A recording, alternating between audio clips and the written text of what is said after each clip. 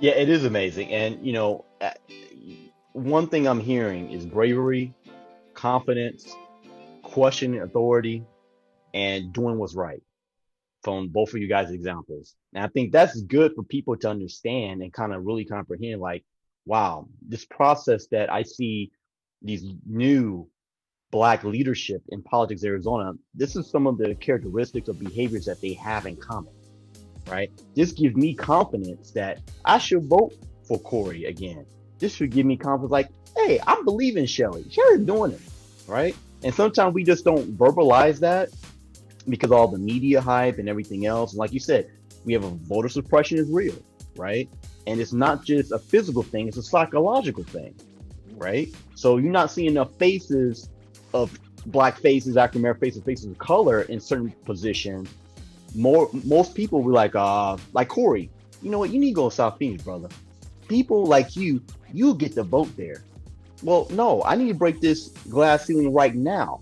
And it's So where there's he a lives. It's right, where that's where he lives. it's not Exactly. in Tempe. Right. That's where he lives. Why should he have to move somewhere else?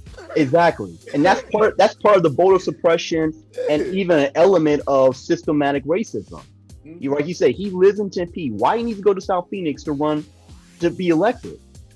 And I think that's what we have to try to make sure we comprehend, understand, and be engaged with, right?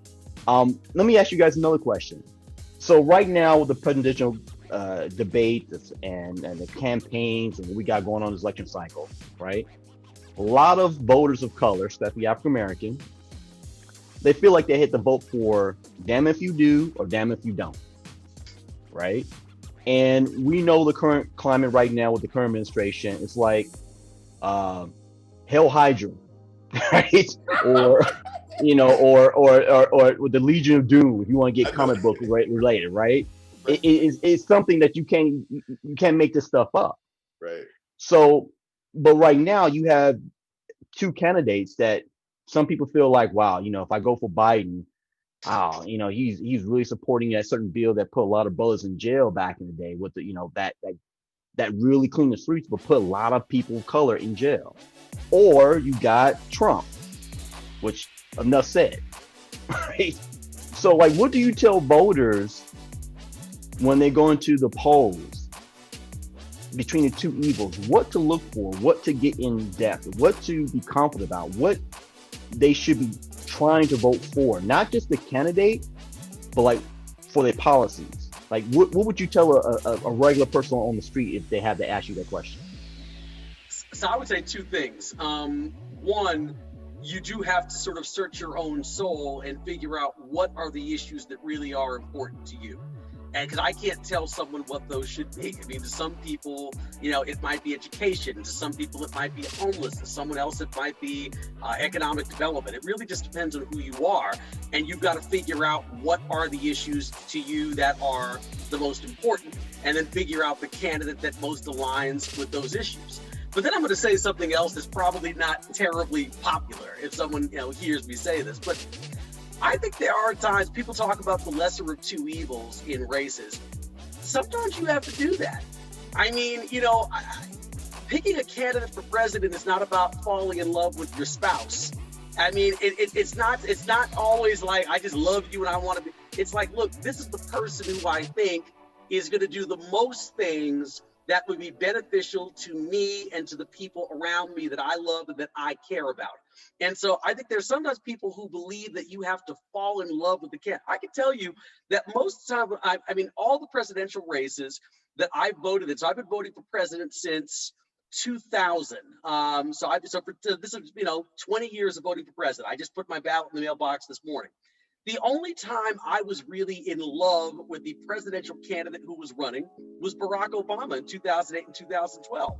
The other times I have largely voted for people because I just felt on the issues that mattered to me, those people aligned most with where I was.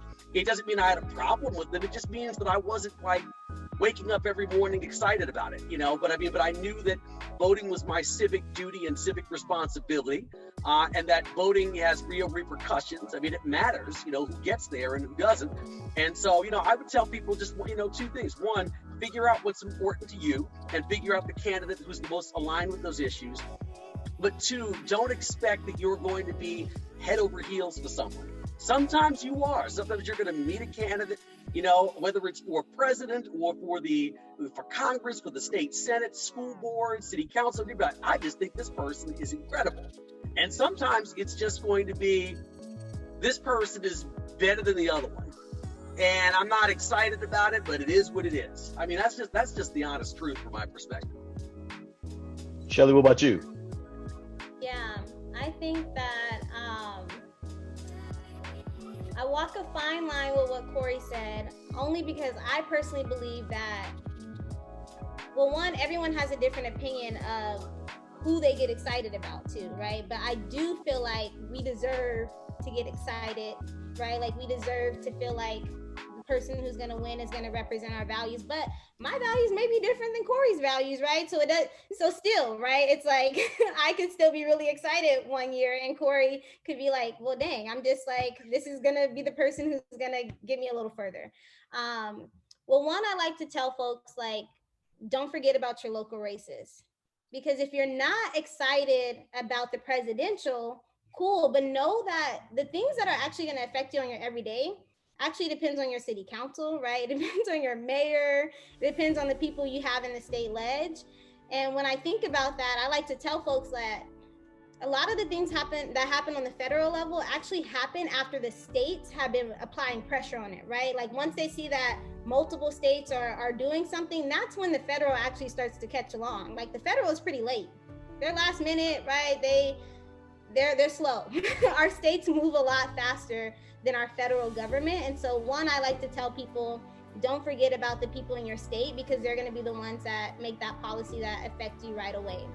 So that's one. Two, when we think about our presidential, I like to tell folks that we have to vote for the person, similar to what Corey said, is going to get us a little further. And when I think about Trump and Biden specifically, I'm like, I know that if Trump gets elected, there's no negotiating. There is, like, as me putting on my organizer hat, I just know I'm going to be on defense. I'm playing defense for 4 years, right? Like, I can't do anything on the federal level with Trump, okay? He's just a non-negotiable. He's not going to want to hear any of those ideas, right? But I know with Biden, he has ears, right? Like, I know that he is going to be able to listen to the community, and I think that is important.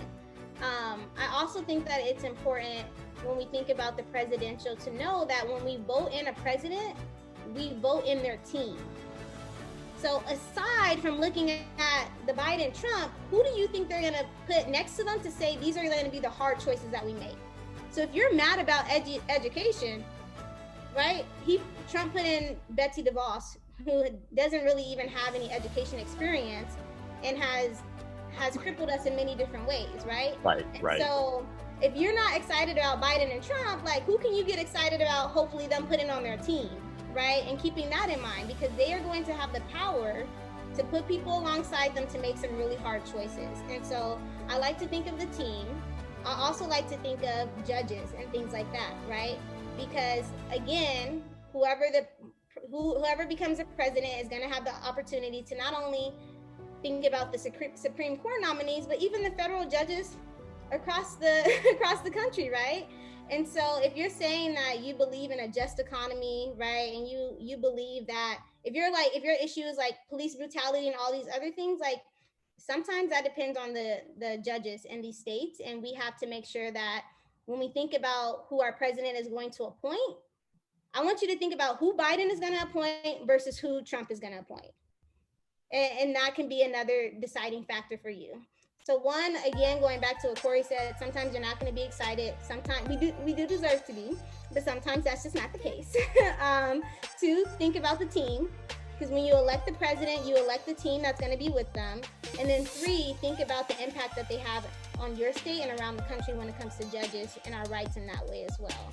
And so I like to think about it in that way and not forget about local races, and hopefully let that open up people's minds and knowing that also voting is the first step. We can't vote and then say peace out.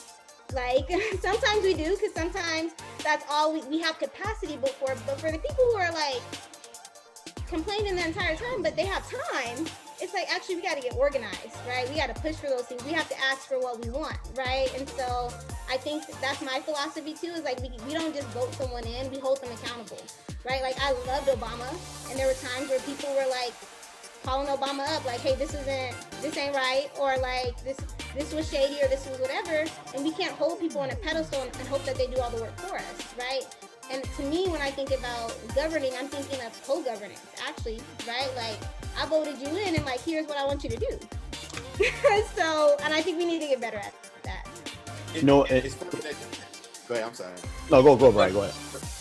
No, I just thought this was a great moment to bring in how maybe Black Lives Matter has impacted both of you in terms of policy, in terms of addressing, constituents or organizing at this point. How has it impacted your work, especially to what Shelley was just saying in terms of holding everyone accountable?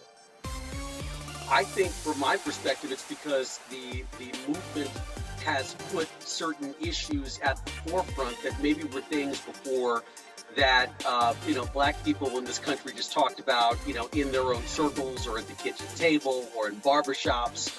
And I think it's really put something out there that now it's not just simply us having these conversations. The entire country is having this conversation, regardless of your income, regardless of your racial background. These issues are front and center, and they deserve to have, thoughtful, thorough conversation. So, and so clearly, for me, that's had a very big impact. I mean, one of the things I talked about when we first started is, I just, announced on just yesterday, just the formation of a public safety task force.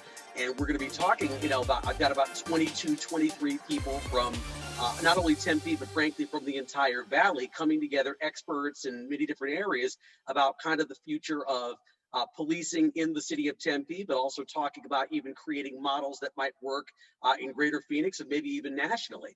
And so I think that the Black Lives Matter movement has put a lot of those issues at the forefront of a lot of our conversations. And so it has an effect on the national level, but it's obviously had a very clear impact even on the local level. Absolutely. I think for me, when I think of Black Lives Matter, I go back to what we talked about in the sense of like dreaming bigger for ourselves and for our community. Black Lives Matter for me has challenged me, right? Like challenged my thoughts and challenged what I think is possible sometimes with our government. But aside from that, Black Lives Matter is a movement. And I think that that's what sets that aside when we think about electoral stuff. Because electorally, right, we can get someone in office and they can do many great things, and then they decide to retire, or they get voted out, whatever the case may be, and that next year it may look a lot different for that community or that state or whatever, depending who's in office. And I think movement helps keep that momentum, right? Like movement helps say, like, no matter who's in office, these issues still matter, right? Movement says, like, I'm going to continue to push the needle. And so I think that movement plays a really big part in, one, making us dream bigger for our communities and the places that we live in and are in community with other folks. But then two, also saying that, like, oh, we don't stop, right? Like after this election, we're still going to be doing this, right? And we're not stopping just because it's an election year. And so I think that those two things are super important to me. Like when you say that, it makes me think of like the way that we think about, technology, right? We're looking for the next advance. How do we make a breakthrough technologically? Why don't we think that way sociologically? Why don't we think that way when it comes to policy? Why does it seem that everything when it comes to legislation has to be done within a box, so to speak, and we lack imagination in that space. Like one of the things that we could be at the forefront of is reimagining sociologically on how it is that we interact with each other, how it is that we see education, how it is that we even see our role as voters that vote and can walk away, or vote and continue to watch and stay connected as to what's actually happening, and are the things that that person professed to be a part of their agenda, is it getting done? Let me say this. I think what Shelley said something very important. Voting is the first step, right? Once the vote takes place, the participation, the involvement, the engagement must continue. And I think what happens for our culture, you know, and I think many of us have heard it. Well, I voted and nothing happens. Well, and Corey's in there, Corey's reaction, right? Because I've heard that from people many times. Yeah, right. And it's but I think for us, once again, comprehending how the process works. Yes, voting is the first step, but you have to be involved in NAACP, community organizations, your education, PTAs, what Block Watch, right? You have to play some type of role and have some skin in the game for the process to change. And I think what you're saying, Brian, is that socioeconomically, technology, whatever, we have to get involved in the process. We just can't say, "Oh, I voted. I'm going back home and I'm gonna go ahead and put some ribs on the grill." That's not going. No. I voted, so let me see how I can play a role in the city of Tempe's policy. Hey, I voted. Let me see if I can play a role in Roseville School District's development in building a better school system, right? And once we, I guess, become more aware that we have to have skin in the game, Black Lives Matter, the movement, is going to evolve into that process. And you take, like you said, Corey, it's no longer just something you talk about. It's a global phenomenon. Right. It's not even a movement. It's a phenomenon, because when you have people in Tokyo protesting for Black Lives Matter here in America, that echoes something more valuable, right? So now we got to take that same energy and incorporate it into a process where we say, we're going to help our city officials. We're going to be there at those meetings. We'll be at those hearings. I remember one thing, and Brian, I know you have another question. I remember when I was Shelley's age. I'm not going to say my age, because I'm older than both of you guys on the phone, unfortunately. But I remember I went to a town hall meeting, right? I remember at the time I was on the board of the Carver Museum and Cultural Center. I was working alongside with Calvin C. Good, and he told me, "Hey, come to a city hall meeting, whatever." I went there, and the weirdest thing happened. I think this would kind of trigger it for me. They was making some major decisions at this town hall meeting, and you only had like 5 to maybe 7 citizens in the audience. And this wasn't televised, right? The media wasn't there. And I remember Mr. Good looked at me and said, "This is why you have to participate." That stuck to me, right? So I'm going to challenge you a little bit on that. And this is for the room to talk about too, Right. right? Because that's a great point, right? How do you navigate some of the socioeconomic disparities that determine how communities see issues like immigration, law enforcement, and education?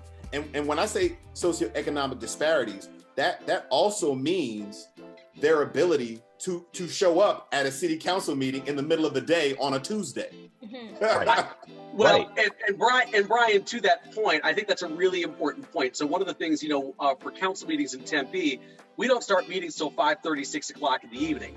And the main reason is because working people deserve the opportunity, from our perspective, to have the opportunity to attend meetings. It might be great for me to have a meeting at 10 o'clock in the morning, because then, right, the public participation is going to be very, very small, and we could probably get things done exceptionally quickly, because unless you are so upset about something that you're going to take off time from work to come sit there and advocate for your 3 to 5 minutes of public comment, I could just push things right through. But we deliberately have meetings in the evenings for that purpose, so that people can see the city's business being done, so that people can come and either, so we're having meetings virtually right now because of COVID-19, but normally if we were having meetings in the council chambers, that people could come down after work and sit in the chambers and pull their comment card and say, "Hey, we're going to get up here and we're going to give all of you a piece of our minds." And I think that that's important. But I think that's why the involvement is so important. If you find that a public body is deliberately having meetings at times during the day when members of the public can't attend, that's something that you have to press them on and say, that's not acceptable. Arizona has something called the Arizona Open Meeting Law, which just basically means that any item on a public agenda has to be posted at least 24 hours in advance. But you shouldn't do that as a matter of practice. Put things on the agenda Wednesday at 5 o'clock that are going to appear Thursday night at 6 o'clock. I mean, it doesn't really give time for stuff to get on the agenda so people can talk about it. We deliberately, our council agendas come out the Friday before the following Thursday. So people have a good 6 days, plus to really look at the supporting documentation, see what's on the agenda. If they want to circulate stuff on social media or call their friends and send out an email blast and say, hey, we really need to get down there to the council and tell them how we feel. We want to give people ample time to talk to their friends, their neighbors, do research, contact the council, contact city staff, and get down there. But that is why the involvement is critical.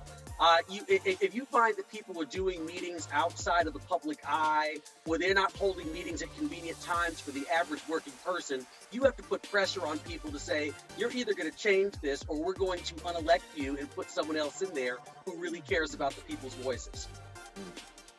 Yeah, and I think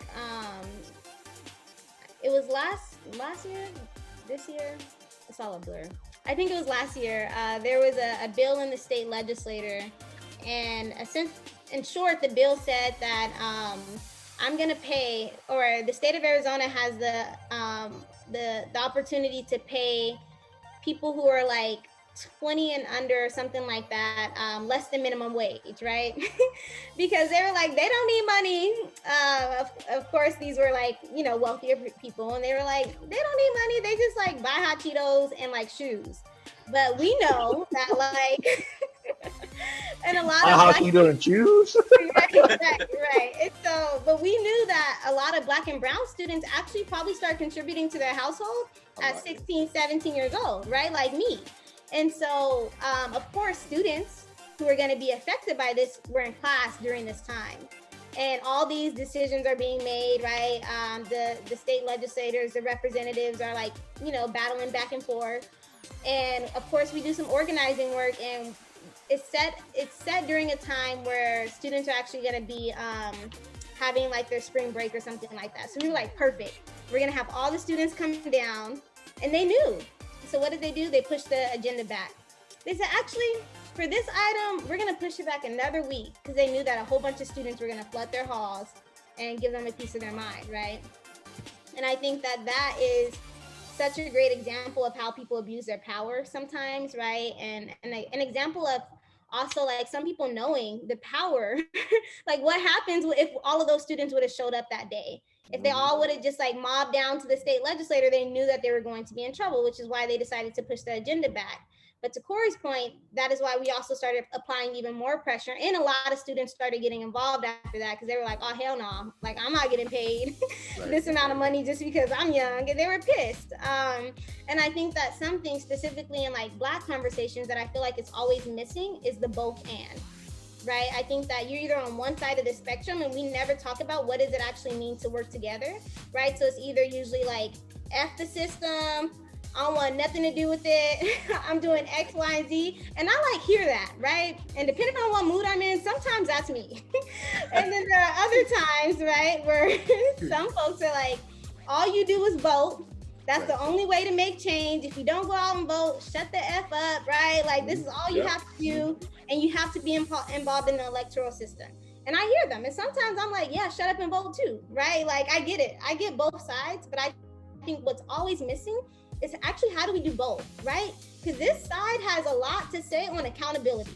This side knows how to make demands, right? They know how to show up, and they know how to show out, and they know how to apply pressure, right? And this side knows the ins and out of how the system works. They know how to get things done on the inside, and we never talk about actually how do we do that? How do we run our own candidates, right, who represent us, and make sure everyone shows up, and then hold them accountable and make sure they're following the agenda that we set when they were running for office. And I think that's what's missing, right? Because if we don't have the right people in, we're just going to keep having agendas being pushed back when when they know people are coming down, right?